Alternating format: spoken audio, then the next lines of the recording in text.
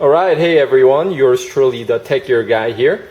Today we are looking at a few of new products from Apple. Actually, for all intensive purpose, they are pretty much the same product on both of them. So today we have a Apple Mac Mini server as well as regular Mac Mini. So obviously, judging from the exterior, they have done away with the previous appearance, which they had the aluminum border, and then they had the white plasticky part that made the inner part, and then getting inside meant getting a putty knife and basically pry the inner part out of it to get into it, which obviously avoids the warranty and all that good stuff, and it leaves the entrance mark where the putty knife was used. So it basically was not an elegant way of doing anything, right?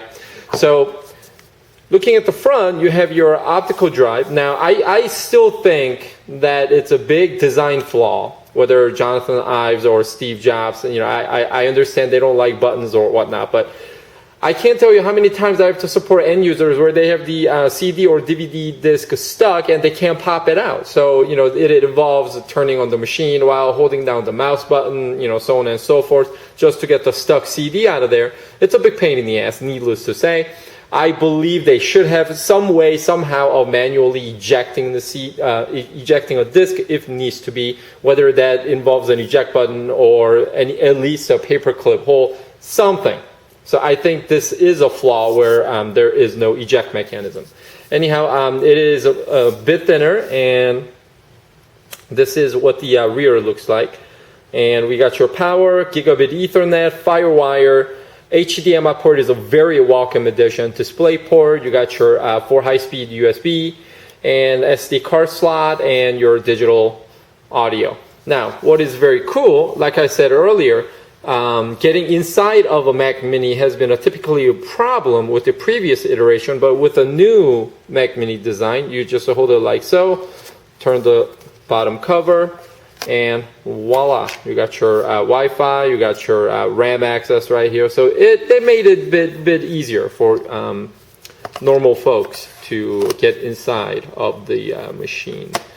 So this particular unit, which now they sell the Mac Mini in 2 different flavors, right? So you got your regular version that you're seeing right here, and then they have the Mac Mini server, which I showed you briefly earlier. So this particular model comes with the,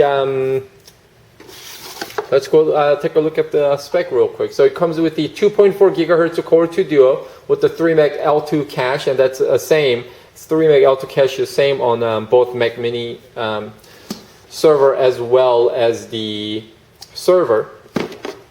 And this particular 2.4 gigahertz Core 2 Duo runs Geekbench benchmark at 2700. So it's it's not a screamer by any means, but it'll do, right? And it comes with the 2 gig, but it is expandable up to 8, and does have one single serial ATA hard drive at 320 gigabytes. And they both share NVIDIA GeForce 320 mobile graphics and all the ports that we went over earlier.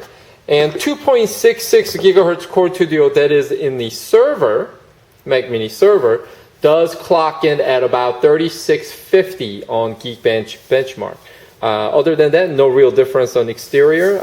They do, however, do without the optical drive on the Mac Mini server.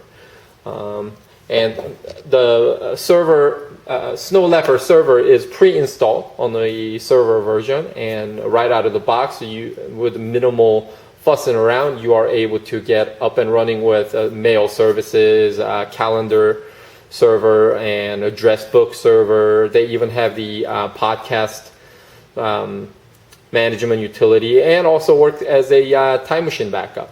What I did think was a little odd, and it may not even be that odd if you really think about it. They do away with the optical drive. They do give you 2 of the 500 gigabyte serial ATA drives. They do not come as rated drive, whether mirroring or striping. They are just treated as 2 separate drives. So when you boot up, you get the server HD and you get the Mac HD 2. So they don't have any sort of fault tolerance out of the box anyways.